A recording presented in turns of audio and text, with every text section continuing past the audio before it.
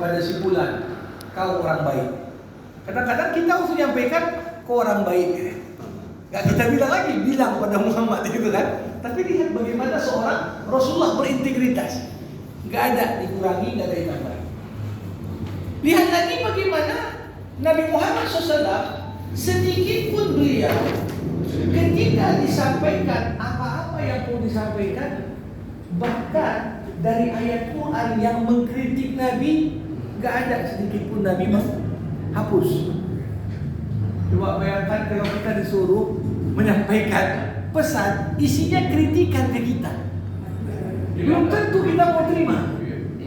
Mungkin kita hapus, mungkin kita ganti. Coba bayangkan berapa banyak kritikan Allah kepada Rasulullah dalam pilihan-pilihan Nabi, keputusan-keputusan Nabi yang dibuat dalam hidupnya, tanpa sedikit pun Nabi Muhammad SAW mengganti ayat. Coba bayangkan Bapak Ibu, ada surah Abasa. Abasa wa tawalla an ja'ahul a'ma wa ma yudrika la'allahu yadzakka aw yadzakkara fatanfa'ahu dzikra. Suatu hari dikisahkan Nabi ini sedang pendekatan terhadap tokoh-tokoh Quraisy. Di situ pentolan-pentolan Quraisy berhadir. Ada Abu Jahal, ada Abu Lahab, ada Abu lain. Banyak Abu di situ yang berhadir. Tapi di waktu yang bersamaan datang sahabat Nabi orang buta. Namanya Abdullah bin Maktum. Dengan tongkatnya datang dia tak nengok Nabi Muhammad sedang sibuk. Tapi dia tahu Nabi Muhammad di situ.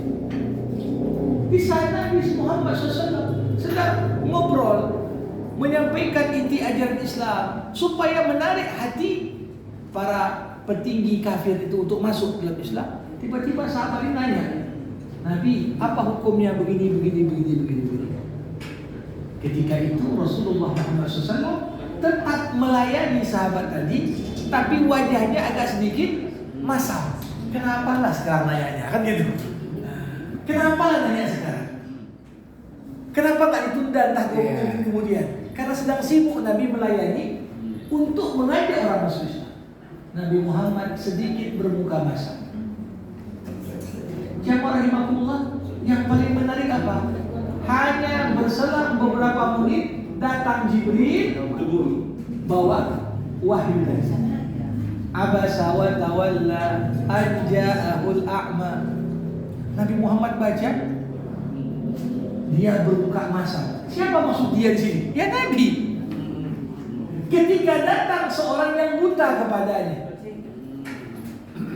Lihat, padahal dia rahimakumullah, yang namanya orang buta kan nggak nampak muka Nabi masam.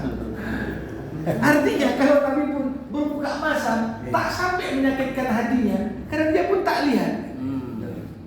Tapi lihat bagaimana ayat ini ingin menunjukkan kepada kita dalam hidup perlu ada skala prioritas. Untuk apa kita habiskan waktu kepada orang yang ujung-ujungnya nggak masuk Islam juga? Lebih bagus kita habiskan waktu menata, walaupun seorang buta, seorang difabel, seorang yang mungkin strata sosialnya tak terlalu tinggi, tapi memang sungguh-sungguh mau belajar agama.